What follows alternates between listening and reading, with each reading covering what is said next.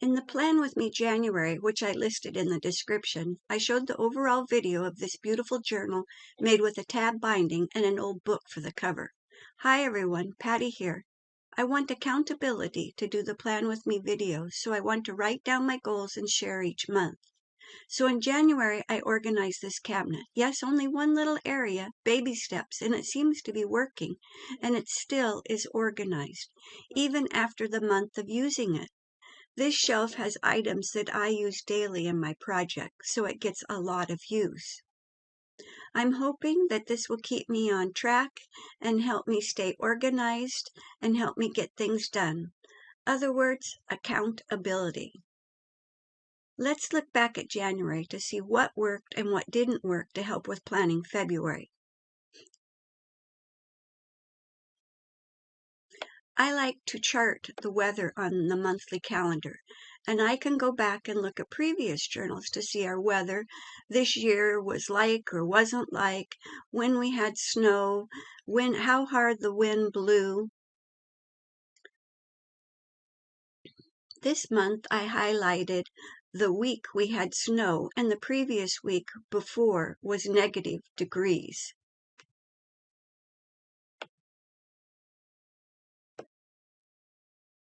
Weekly, I kept track of appointments and projects.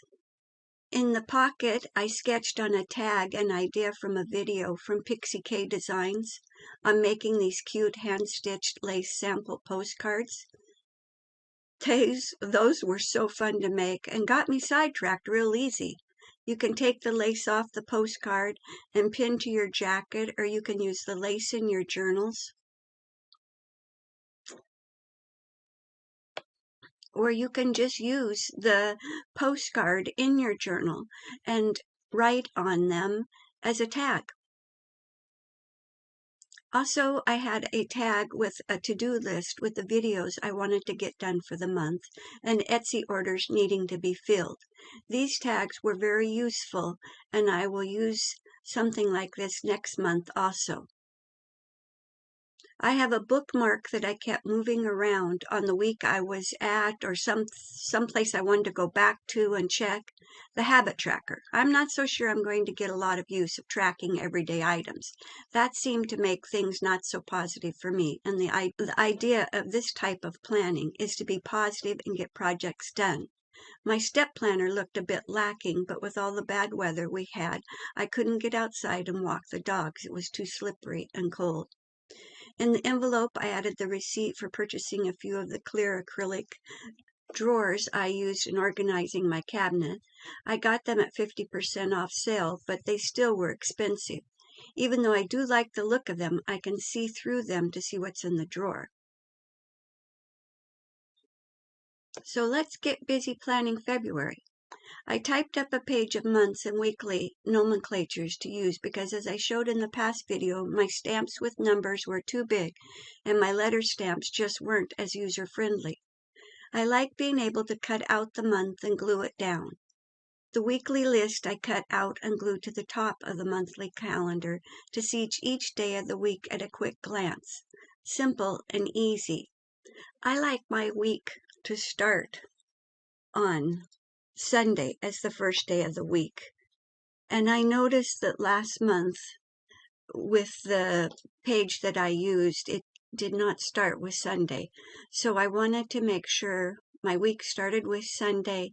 Of course, you might want to ink around the edges, because that always makes things stand out and look better.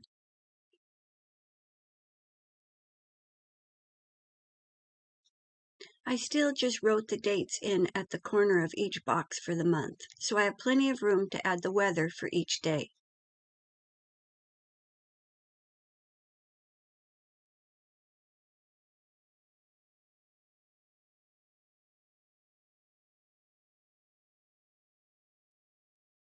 The pull-out with my items is a good idea, even though I think I will have to revamp it with an area for videos that I'm planning. I like the current projects, appointments, and the ideas is helpful for what I want to work on.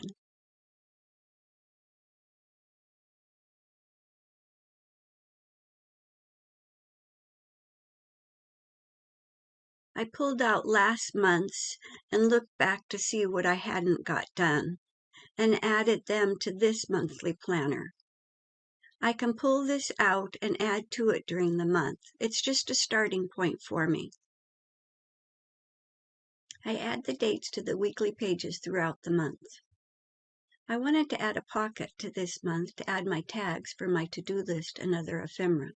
I have this die cut, not sure where I got it, but I've had it for a while, and it is a bear to cut out. It's very intricate, and I've tried to use wax paper while I cut it out, and finally I purchased Magic Mat from scrapbook.com. It helped, and I love this die cut, so I cut out several. Still, parts didn't cut, and I had to go cut a few spots out. I plan to glue two of them together to make them a bit stronger, as I will be cutting it in half to make two pockets. I have 2 pieces of cardstock and some brown packaging paper that I will glue to the cardstock. I like to wrinkle up the packaging paper to give it an aged look.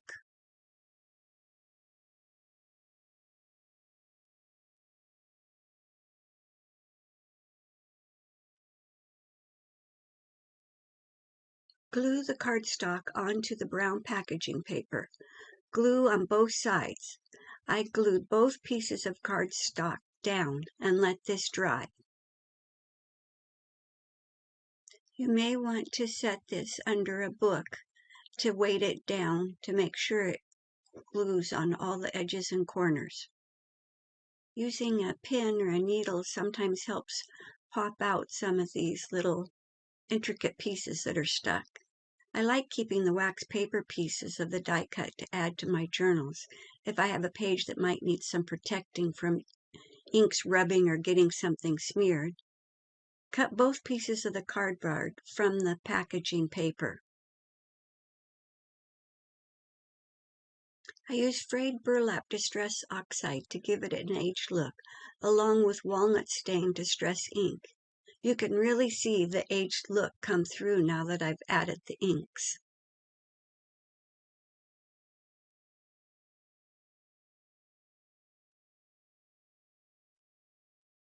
I glued 2 pieces of the gears together, making sure I got glue on all of the corner edges and the center area where I was thinking of cutting it in half.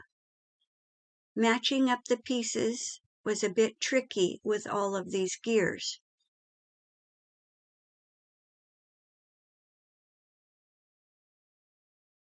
I think the best way is to start at one side or one corner of the gear and then slowly set it down the rest of the way up, adjusting it as you go.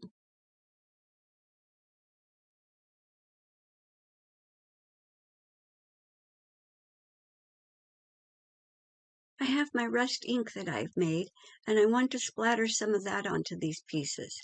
Making rust ink is so easy and it adds so much to your pieces. If you'd be interested in a video about making rust ink, leave me a comment and I'll see what I can do. I splatter this stuff on everything, even the gears, to give them an aged look.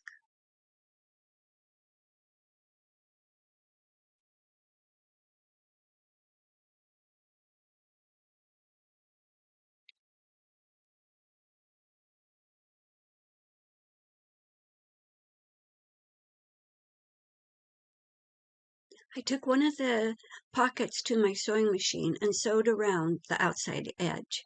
I want to add some gilding wax to the gears as I want them to look like they have been through time. I also use some of the wax to go around the outside edges of the pockets. I noticed on this one that is not sewn around the edges that I needed to glue some of the corners down because it didn't adhere as well as it needed to be. That's why I like sewing the edges, but my sewing machine was giving me some problems with the tension with this thick of cardstock and packaging paper, so I only sewed one pocket. I think gilding wax adds so much to the pieces.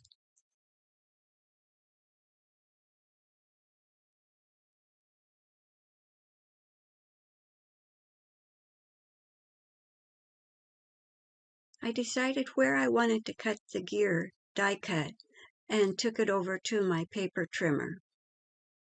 But first I wanted to add just a little bit of silver tips to the end of the gears. I thought it made it look more realistic.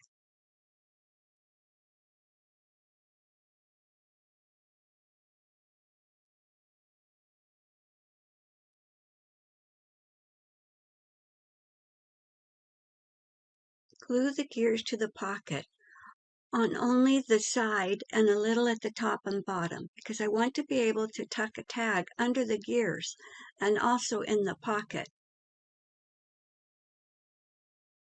So I wasn't gluing it all the way around.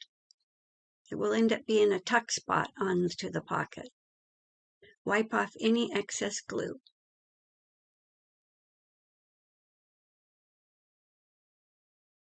Now to decide where to put the pocket.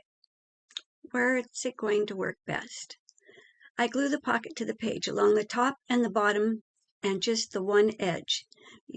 I like using some clamps to hold it down to keep it tight so it would glue on all of the corners nicely.